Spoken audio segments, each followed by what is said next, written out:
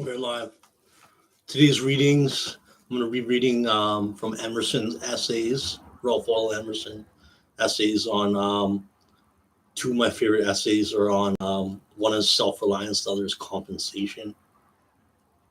And Napoleon Hill said you should have a copy of Emerson's essay on compensation right beside your bed.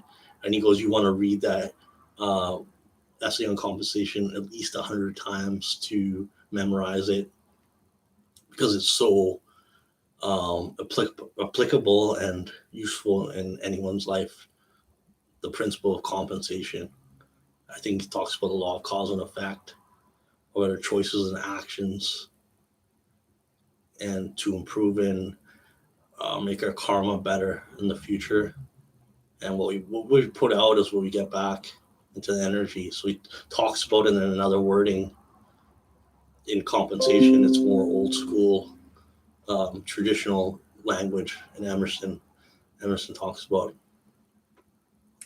So I'm going to start off with self-reliance, and I'm not going to read the whole chapter, but I underlined and highlighted some of my key notes, key points that I think are the ones that are the most valuable, ones most valuable to me, and I think they'll be valuable to you too. So you can think about them, contemplate them, and really put things in perspective. Especially in these days, we gotta put things in perspective, and we're all going through this pandemic, and somehow we have to embrace it and utilize it as a spiritual opportunity to invest in the future to make us better and valuable people and to pass along to others to help them as well.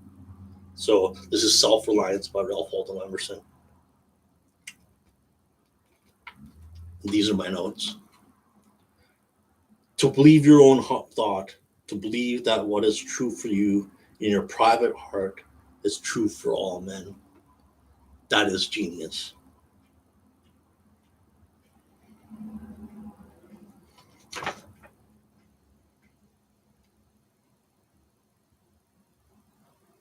There is a time in every man's education when he arrives at the conviction that envy is ignorance, that imitation is suicide, that he must take himself for better or worse as his portion.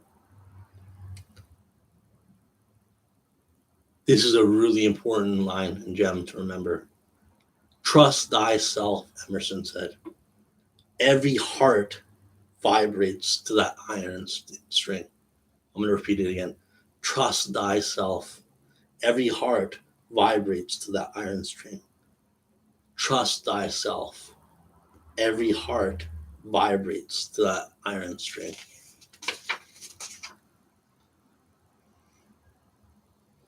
These are the voices which we hear in solitude, but they grow faint, inaudible as we enter into the world. Society is everywhere and is a conspiracy against the manhood of every one of its members. Society is a joint stock company in which the members agree for the better securing of its bread and each shareholder to surrender the liberty and culture of the eater. The virtues most request is conformity. And another poem and essay, Henry David Thoreau has a great essay on nonconformity. He talks about whoever becomes a man must be a nonconformist, and you have to tread your own path and unique trail in the world. You cannot follow the crowd. You have to follow the path least traveled. That is to be a nonconformist. Whoever is a man must be a nonconformist. That's what Henry David Thoreau said. Great poem. It says, if a man does not keep pace with his companions, for it does not matter, let him step to that heart and that drummer which he feels, and let it march to his own way, his own drum beat.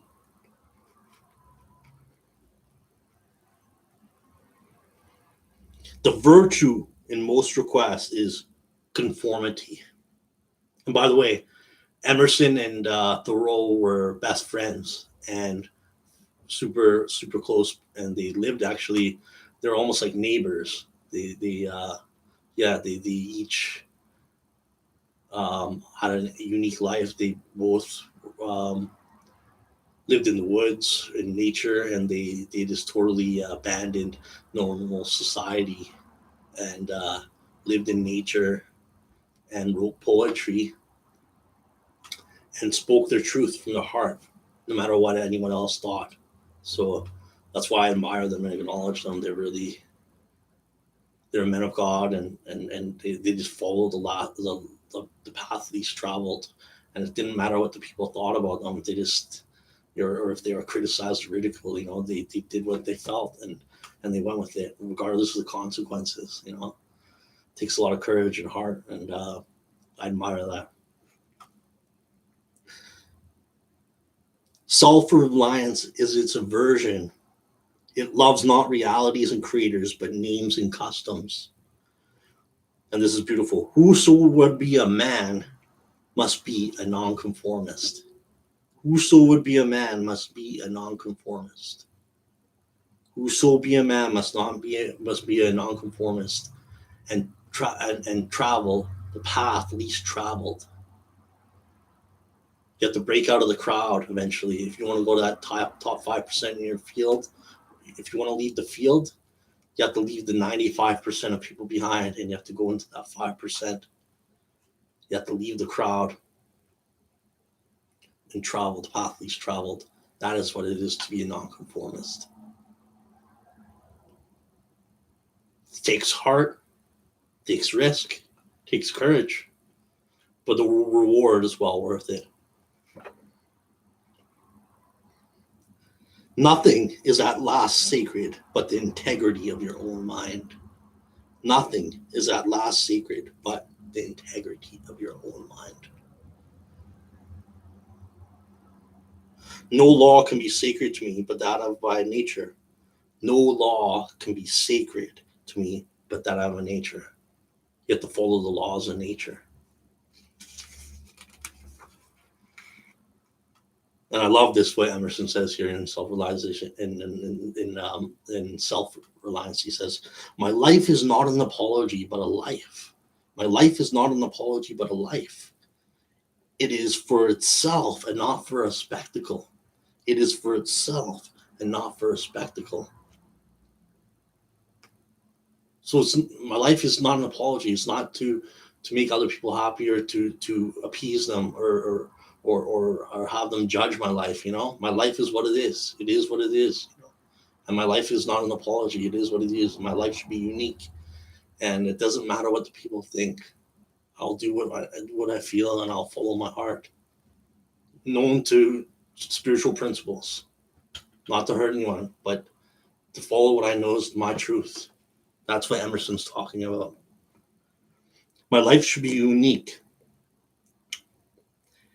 It should be an alms, a battle, a conquest, a medicine. My life should be a medicine.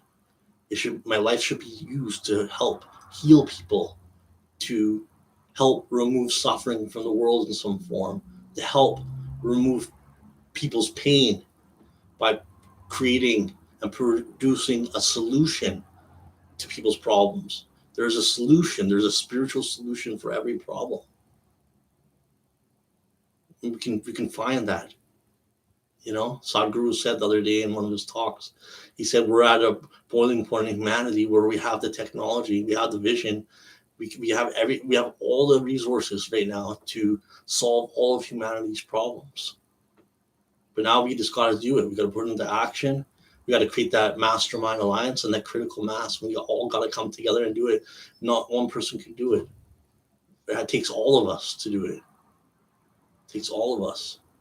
But we can create and solve all of humanity's problems. We have the resources. We have the time. We have the energy. We have the money. There's so much abundance on this planet. But we need to get rid of the ego. We need to get rid of selfishness and greed, lust for power. And we've got to be more giving, more generous with our resources. What I must do is all that concerns me, not what the people think. What I must do is that all concerns me, not what the people think. Forget about criticism, forget about opinions, forget about people ridiculing you. Many people go through life with inferiority complexes. I know I have suffered with that. A lot of people do, because someone ridiculed you or giving you an opinion about, oh, you cannot do this or this and blah, blah, blah. You cannot achieve this goal. You have to forget about what the naysayers say. It's not what the people think. It's what I must do, what I feel is in my heart, and I feel is right. I have to follow my mission and my vision, regardless of what people think, regardless what they say, regardless what the naysayers say. Forget about them. Join a crowd that join people around you that believe in your vision and your goals. Surround yourself with them. Leave the 95% behind and join the 5%. That will lead you to the new top of your field. Lead the field, be in that top 5%, and leave the 95% alone. That's from Jim Rohn, great business philosopher. Leave the 95% and join the 5%. That's where all the rewards are. What I must do is all that concerns me, not what the people think. But the great man is he who is in the midst of the crowd, keeps with perfect sweetness the independence of solitude.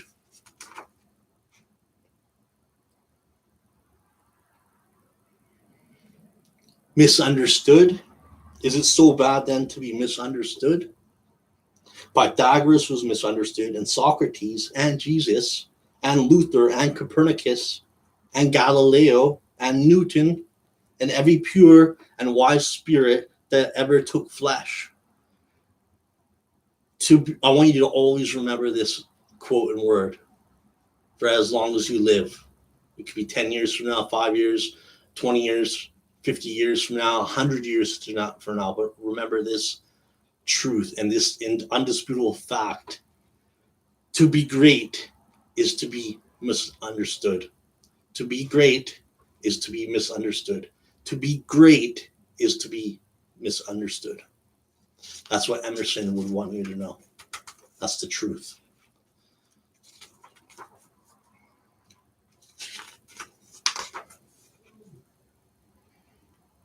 Is the acorn better than the oak, which is its fullness and completion? Is the parent better than the child, whom he has cast his ripening being?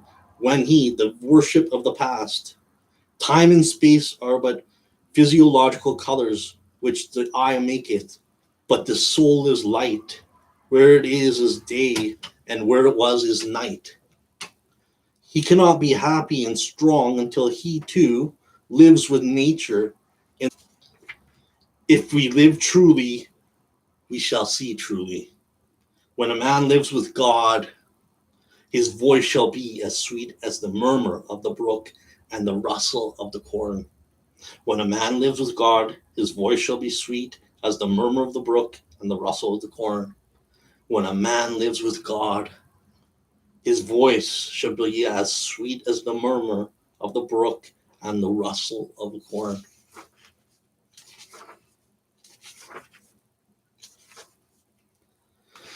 The soul is no traveler. The wise man stays at home with the soul, and when his necessities, his duties on any occasion call for him for his house or into foreign lands, he is at home still and is not gadding abroad from himself. Where is the master could have taught Shakespeare? Where is the master who could have instructed Franklin or Washington or Bacon? Franklin or Bacon? Every great man is unique. Every great man and woman is unique.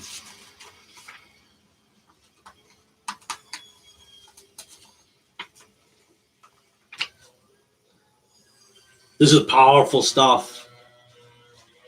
If you take out the reality now and then you take the reality, say 50 years ago, in the 60s and 70s, today in 2021, we're still going through some of the same problems we were back when we were in the 60s and 70s. We haven't resolved those problems that were existing in the 60s and 70s, back in the civil rights movement with Mahatma Gandhi, with Martin Luther King Jr. We're still addressing these problems 50, 60 years later.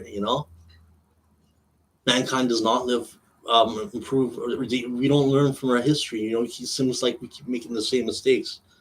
Seems like it's human nature or something, but we have to break out of that pattern and that paradigm if we want to create a better and peaceful future for the world. But Emerson says this is powerful. He says Emerson says society never advances like the workers of a treadmill. He compares humanity and mankind as on a treadmill that never gets off the treadmill. Keep repeating the same cycles again and again. He says society never advances like the workers of a treadmill. Think about that, contemplate that. Society is a wave. The wave moves onward, but the water of which it is composed does not. The persons who make up a nation today die and their experience with them. They measure their esteem of each other by what each has, not by what each is. Cause and effect, the chancers of God. And this is my final note on the law of self-realization by Emerson. Nothing can bring you peace but yourself. Nothing can bring you peace but the triumph of principles. That concludes Emerson's essay on self-reliance. And the next chapter that I'll be outlining in Emerson's essays is on compensation, the law of compensation. Thank you.